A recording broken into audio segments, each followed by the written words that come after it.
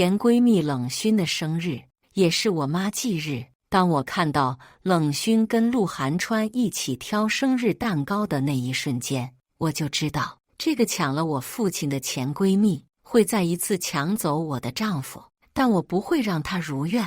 为了不重蹈我妈被逼跳楼的覆辙，在毁了冷薰的生日宴后，我拿出早准备好的离婚协议，连夜搬出婚房。事发到现在7个小时不到，在这7个小时中，我花了1个小时收拾东西，1个小时赶去高铁站，3个小时赶到我外婆家，最后2个小时成功地说服了我外婆，让我住在她这里。鹿晗川，我不要了，亲情长相守，真情在人间。大家好，我是秋兰，欢迎观看《真情人间》。鹿晗川意识到夏莹拉黑了他，有点猛。结婚3年，夏莹作为陆太太，永远是端庄得体、和善大方的，不管在什么场合，她的表现永远无可指摘。直到她回到家，看到了桌面留下的离婚协议书，她才后知后觉，意识到自己做错了事。事情已经过去多年，冷薰一直想跟你和解，你没必要把关系弄得这么僵硬。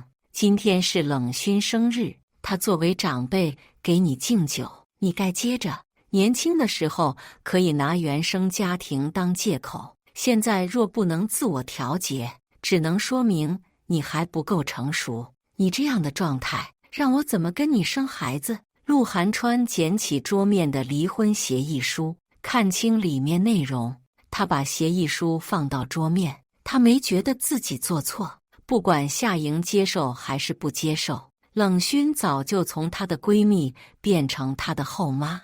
她一直端着架子仇视冷薰，把家庭关系弄得僵硬，很多需要携夫人出席的场景让她很难办。再说冷薰她接触过，也不像夏莹说的那么难堪。她真心觉得，与其抓着过去不松手，不如改变心态，笑着拥抱。想到这是夏莹第一次生这么大的气，她心里还是有点慌，抓着手机的手紧了紧。鹿晗川再度拨向夏莹的电话，依然处于被拉黑状态。从我看到鹿晗川跟冷薰一起站在蛋糕店里挑生日蛋糕那一刻起，我就知道我跟鹿晗川的婚姻走到了尽头。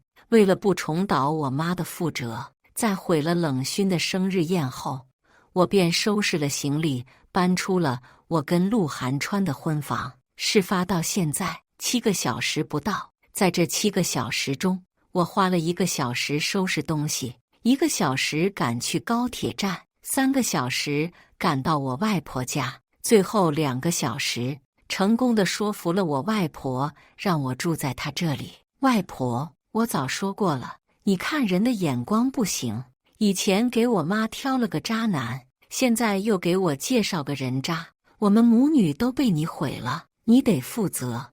我笑着给外婆喂去1块稀粥蜜瓜，将头轻轻倚靠在她后背上，一如小时候。其实在我把冷薰带回我家之前，我爸跟我妈的感情还挺好的。那时候别说我妈了，哪怕是我都没想到，18岁的冷薰竟然看上了45岁的我爸，整整27岁的年龄差，他们却爱得义无反顾。我妈要强了一辈子，无法接受我爸为了女儿的同学要跟他离婚，一时没想开，从18层楼跳了下去。我外婆怕我留在我爸身边会毁了，就把我接到她身边住。她见我工作多年，一直单身，对男性、对婚姻都产生了恐惧，怕他100年后我会孤独终老，就给我介绍了鹿晗川。原以为他跟鹿晗川的奶奶是闺蜜，有他们这层关系在，也算知根知底。可他也没想到，鹿晗川样样都好，就是太理智，任何关系他只斟酌利弊，从不考虑个人感情。所以当他骗我参加冷薰生日宴，一口一个为我好，甚至扼住我的手腕，逼我喝冷勋敬来的酒后，我掀了桌子，毁了冷勋的生日宴，并指着我爸的脸质问他记不记得今天是什么日子。是，说来可笑，冷勋的生日也是我妈的忌日，可除了我，没人记得，就连陆寒川曾抱着我软言宽慰，今后妈的忌日我都陪你上香，我不会让你一个人再面对过去。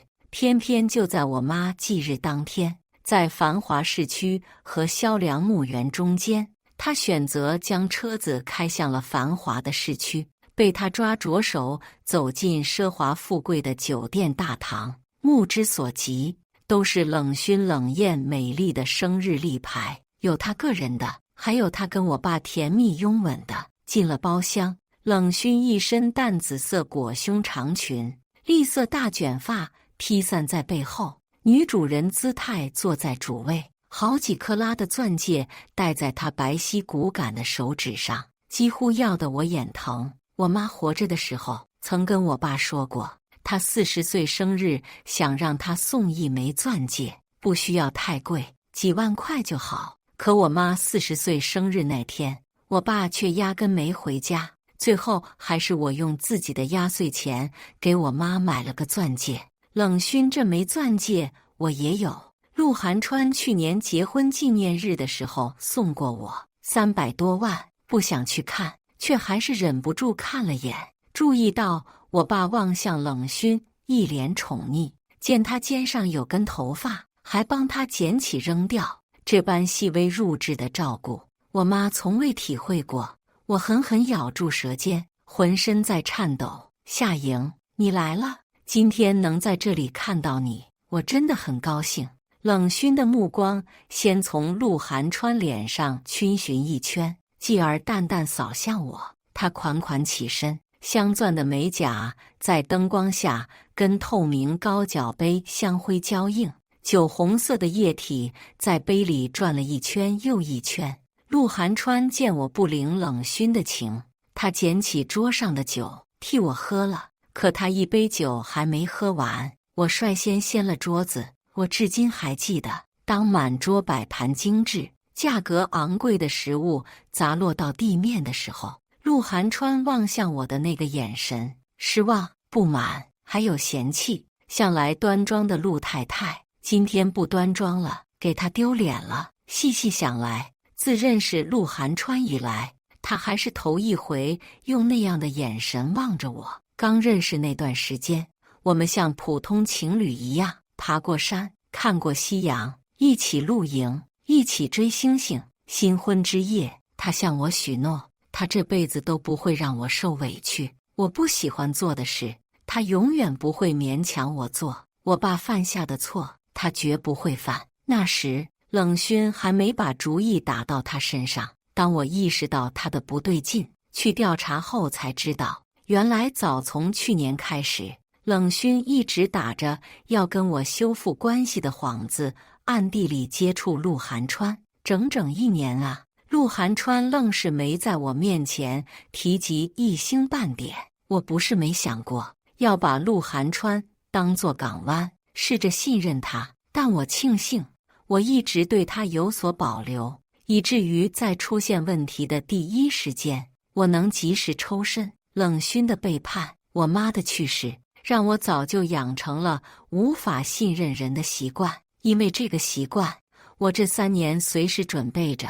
没成想，3年准备终究还是派上了用场。真考虑好了。外婆轻叹一口气，她知道我在开玩笑，知道我从未怪过她。她属实不愿意见我跟陆寒川走到这一步。趁着现在还没孩子，我跟陆寒川结婚后，其实是考虑过生孩子的。可陆寒川一直觉得我不够阳光，担心我这样的心理对孩子的养育不健康。为了改变我，他曾给我报过心理课程，还给我请了心理咨询师。我告诉他，对我而言，他比任何心理咨询师更重要。可他显然是不以为然。当他跟冷勋私下联系，2人一起吃饭、喝茶，甚至逛街互赠礼物开始，我的心理状态就注定好不了。收拾行李的时候，原本只想带走自己的东西，没曾想还把它藏在衣柜最底层的一沓购物单翻了出来，小到车钥匙扣，大到奢侈品手表和珠宝，他们以长辈晚辈、后妈和女婿的身份来往的不亦乐乎。其实陆寒川若换一个对象，我可能会顾念外婆，跟他维持着表面的和谐，但他千不该万不该，不该选择冷勋。冷勋是什么样的人，我最了解。关系还没崩的时候，他就开玩笑地向我吐槽，为什么我的家庭条件这么好，而他却要过着穷人的生活。要是以后有机会，他一定要抢走我的一切，把我的变成他的。所以他从我妈手里抢走了我爸。现在他嫌弃我爸老了，赚钱能力开始下降，他又要从我手里抢走陆寒川。既然你想清楚了，那外婆支持你，只是千万别跟你妈一样傻。我妈走的时候太冲动，没给我留下什么资产。当冷勋嫁给我爸后，她把持了我家的财政大权，我的消费也从她嫁给我爸后一瞬间降到最低。她就是看不得你过得比她好，像她这种女人会遭报应的。外婆对于冷勋也是愤愤不平，想起我妈的遭遇，她心疼得抹眼泪。我会过得比她好，比他们都好。我想起这3年的准备，心里有底。夏莹，听说你跟韩川闹矛盾了，如果是因为我让韩川带你来参加我的生日宴，那我给你道歉。这件事跟他没关系，是我缠着他，要他帮我们缓和关系。你这么多年一直不理我，我真的心里过意不去。你现在从法律上来说是我女儿，我真的想跟你回到从前。冷勋知道怎么恶心我，所以他专挑那些刺眼的字说，不用看他的脸，我都知道。手机那头，冷勋此刻是什么样的嘴脸？说完了，说完我挂了。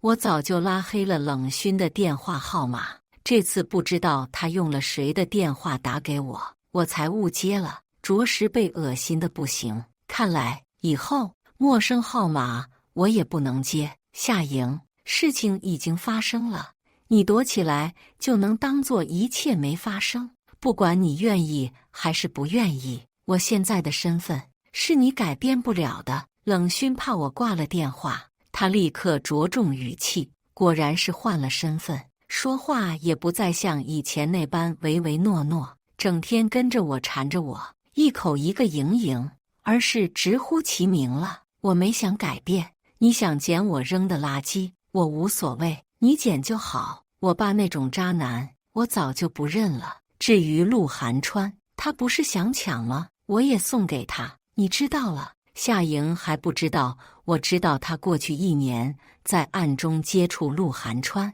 他的声音发凉，我知不知道不重要，重要的是夏清明知不知道。我冷笑挂了电话。想到离开冷勋生日宴后，我在第一时间把收集的那堆资料扔进了夏清明的邮箱。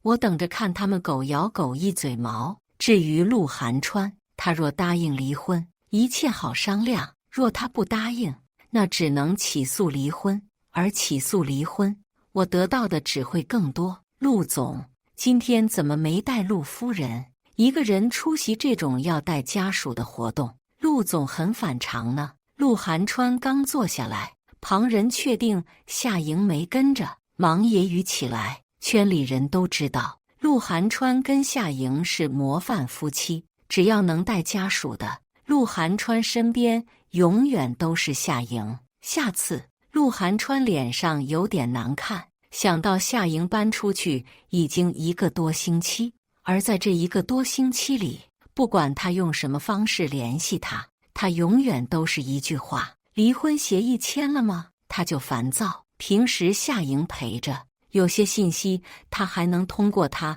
跟对方夫人的聊天得到，现在缺了夏莹助攻，他总觉得哪里不对劲，好像信息没收集齐全，心里没底。明明没结婚前，他也是一个人单枪匹马拿项目。短短3年，他比夏莹改变太大。韩川，很抱歉，我知道这个点不该来找你，可我真的没地方去了。陆寒川应酬完回到家，门口蹲着一袭白色流苏裙的冷薰。他听到电梯声音，楚楚可怜抬起头望向陆寒川的时候，眸中有惭愧，有不好意思，也有委屈。发生什么事？陆寒川看了冷薰一眼，随即用指纹开锁，走进房子里。夏莹把过去一段时间我们见面的视频胡乱剪辑了下发给他爸，他爸误会了我和你，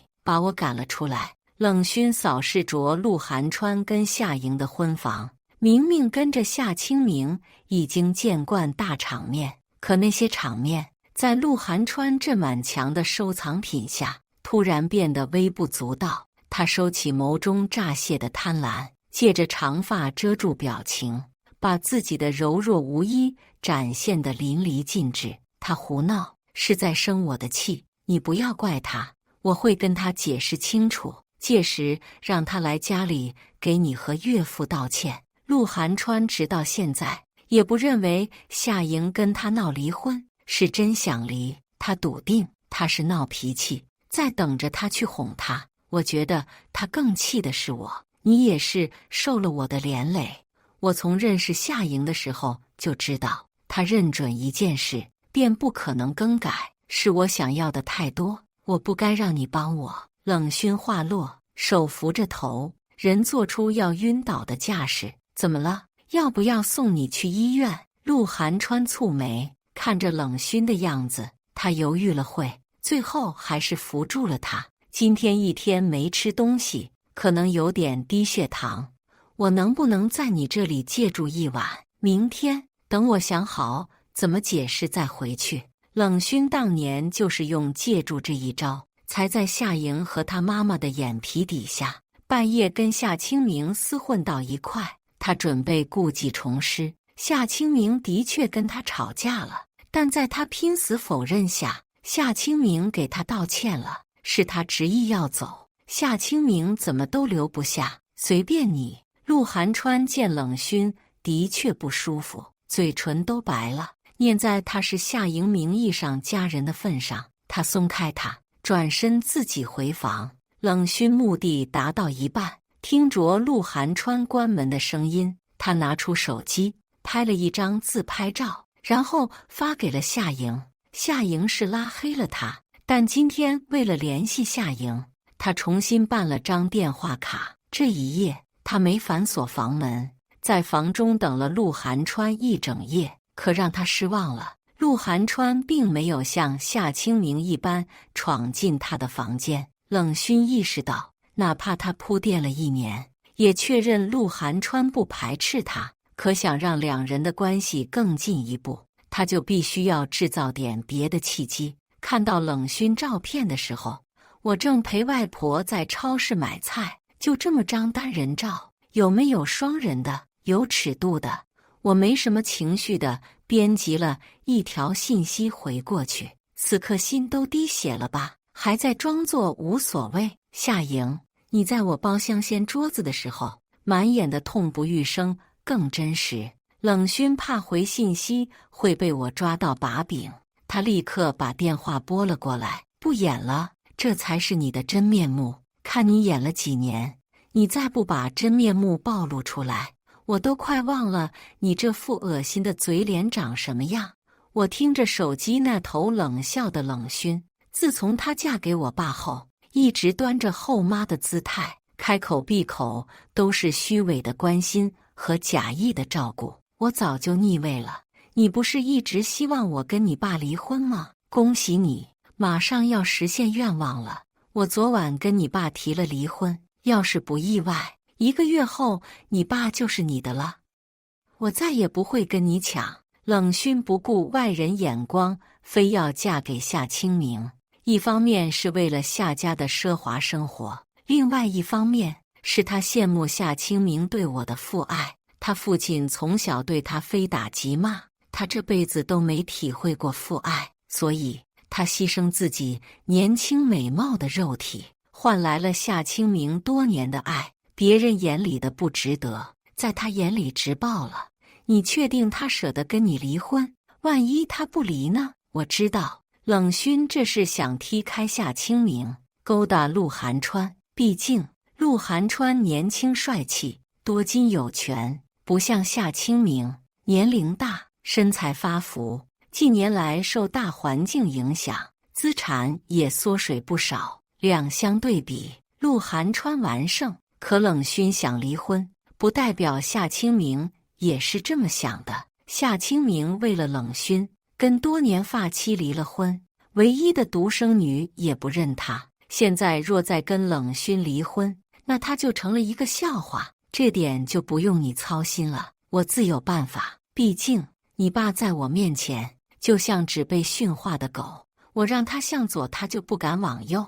冷勋在夏清明面前有种优越感，这种优越感让他以为自己魅力无限。就像当年我对他再好，在他眼里我也只是看中他的美貌，只为跟他做朋友更吸引人注意，更显得高贵和骄傲。自己把别人当成什么样的人，就以为别人亦如是。不像你妈，都跟了他10几年，一点都掌控不了他。说实话，你妈死了也挺好，不然看到你爸在我跟前那么听话，他就算活着也会被气死。冷勋，人在做天在看，我妈被你害死了，还要遭受你的辱骂，你就不怕遭报应？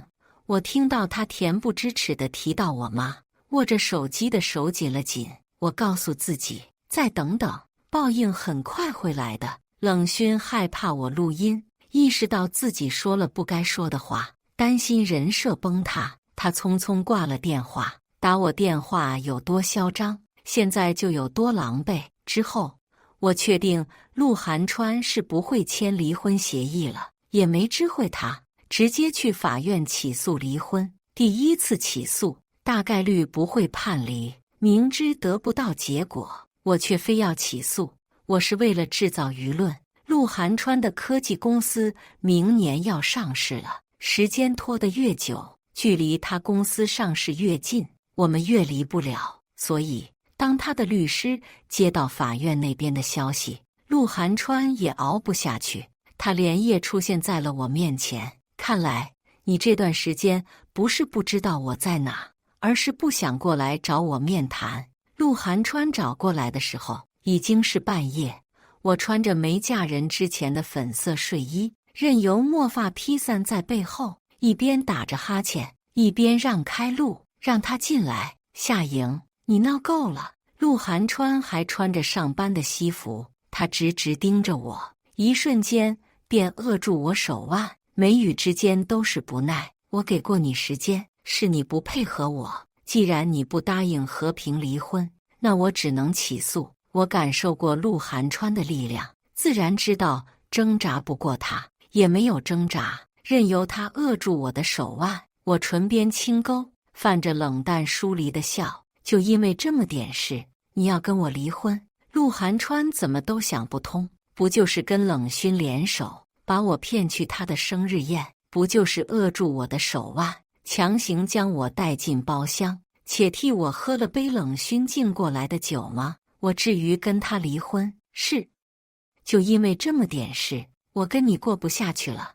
我直直盯着陆寒川，面对他威慑力十足的眸子，坦然点头，且承认，其实我早感受到了。从去年开始，陆寒川便变了。对于我妈的忌日，他在不知不觉之间忘个彻底，他现在都没反应过来。冷勋生日那天也是我妈忌日。夏清明是个没良心的，他记不起我妈忌日，我一点都不奇怪。但陆寒川怎么能忘？他明明答应过我，也是他先毁了誓言，现在却一脸无辜质问我为什么。我觉得可笑，便笑了出来。从一开始你就没准备跟我长久过下去吧？夏莹，你在身前画了一条线，不管我身体离你多近，我也未曾真正走入过你的世界。陆寒川松开了我，他说出埋在心里多年的话：“你知不知道，再这样下去，你会把我推得越来越远。”陆寒川痛心疾首，好似我们走到这一步都是我的错，跟他没关系。你离我多远？你觉得我在意吗？陆寒川，从你喝了那杯酒开始，我就不要你了。我不知道陆寒川这种脑子是怎么经营一个公司的。我明确告诉过他，我要跟他离婚。我一直在等他在离婚协议书上签字，结果他大老远追到我外婆这里，竟然连重点都抓不住。我是东西，凭什么你说要就要，说不要就不要？夏莹，你好好跟冷勋学习一下，他的温柔是发自内心的，而你所表现出来的所有和善都是假的，都是对别人的。在我面前，你从未妥协过一次。陆寒川听到我不要他，他猩红了眸子，手腕用力把我拽到他面前。他狠狠盯着我，呼吸的热气统统喷到我面上。我看着他眸中的我，左边心房疼得窒息。冷勋的温柔是发自内心的，冷勋何曾温柔过？如果他是温柔的，我妈是怎么死的？终于承认了，既然冷勋那么好，那快点跟我离婚啊！我们尽快离，你们尽快百年好合。我爸当年也是这样，跪在我面前，一口一个冷勋有多好，有多温柔，多善良。遇到他，他才觉得此后余生没白活。我看着陆寒川，脑海把他跟夏清明的脸重合，最后实在觉得恶心想吐，看不下去，也顾不上力量不敌他，还是逞强推开他。所以你跟我闹，是吃醋了，是误会我跟他有关系。夏莹，我只解释一遍。我承认冷勋很美，很好，可我并不喜欢他。我喜欢的人一直是你。我之所以带你去冷勋生日宴，也都是为了你。我不希望你一直跟他闹下去，我希望你放下过去，好好的、灿烂的，像个寻常的女孩那样开心生活着。陆寒川脑回路永远异于常人，我都这么直白恳求了，他还是能误会。我觉得他的解释很可笑。如果你妈被你后妈害死，你还能跟你后妈和谐相处？如果你后妈假意讨好你，实际上是在折磨你，暗地里陷害你，你还愿意跟他维持所谓一家人的体面？陆寒川，你未曾尝过我受的苦，所以不要劝我善良。我一点都不想跟陆寒川纠缠下去，见他不是过来跟谈离婚事宜，我也不知道哪来的力气，竟然甩开了他，还把门打开，示意他出去。夏莹，你真是无药可救。陆寒川阴鸷着眸子，他望着我的眼神冷漠而陌生，好似我做了多大的错事似的。是，我无药可救，麻烦你快点跟我办手续，这样我病死都跟你无关。觉得陆寒川实在可笑，我唇边弧度占大，最后没忍住，竟然低声笑出来。笑着笑着，眼角泛酸。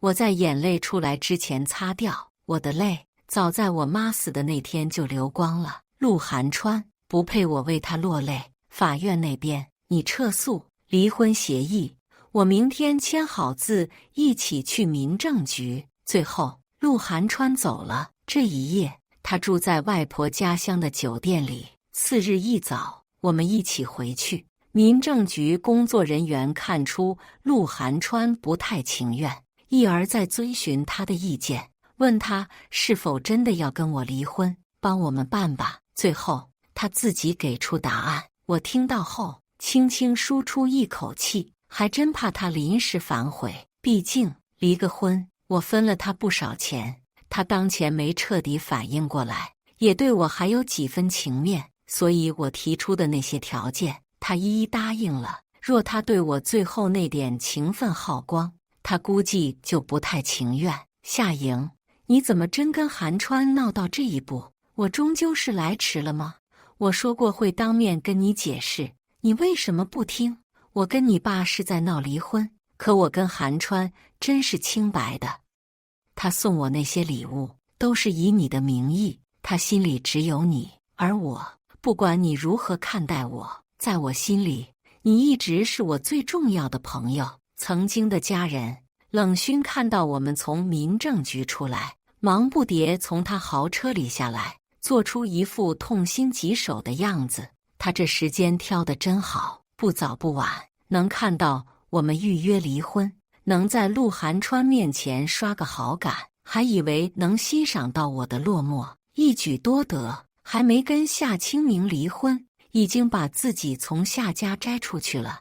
你的茶艺越来越高超，再锤炼下去，可以成为一代宗师。人你已经等到，不打扰二位，我已经拿到陆寒川的钱，对他这个人彻底失去兴趣。我往我的车走去，陆寒川却一把抓住我。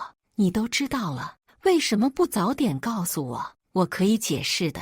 陆寒川以为我没看到他送冷勋的那些或珍贵或精巧的礼物，他紧蹙眉头，眸中闪过一丝自责。可我不需要解释，我真不需要陆寒川解释什么，他爱送谁就送谁。冷勋从夏家拿走的钱，陆寒川送他的奢侈品，不久都会落到我手里，我不介意让他多留一段时间。夏莹，你真是失败，你妈输给我，你又输给了我。等着哈，我很快会跟陆寒川结婚，发请帖的时候一定给你留一张。冷勋为了挑衅我，他快速追上我，不顾我的反抗，将我抱住，面上在笑，嘴里说出的话却字字恶毒。啪！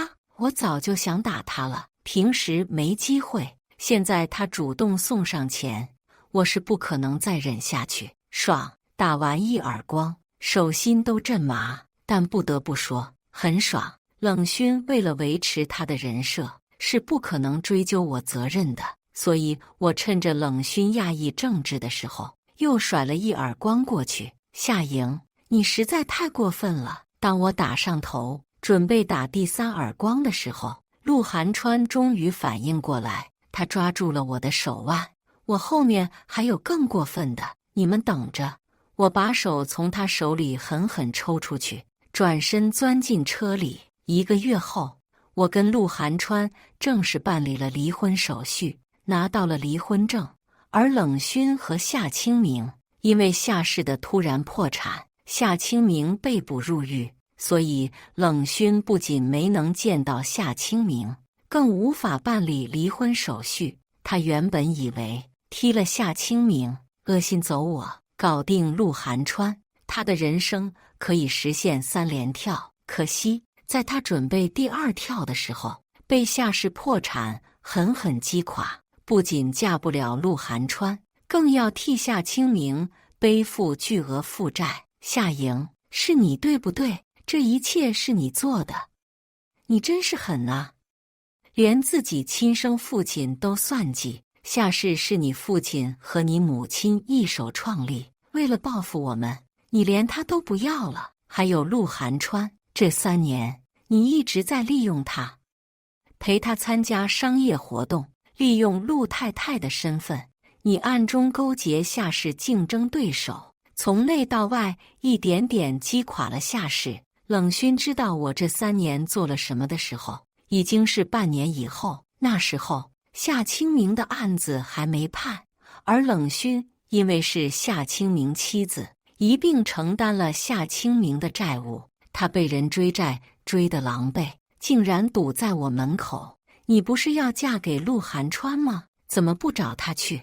我知道陆寒川这个时候在忙着自己公司上市，冷勋身上那些债务，一旦他跟他有交集，被爆出去，他的公司就不可能上市。我是故意讽刺他，那些天文数字，我一辈子也还不完。夏莹，我求求你，给我留条活路。冷勋指甲掐入手心，他蓦地跪在我面前。以前要多高贵就有多高贵，现在他蓬头垢面，身上穿的衣服不足100元，简直天差地别。给你留条活路，那你当初给我妈留了吗？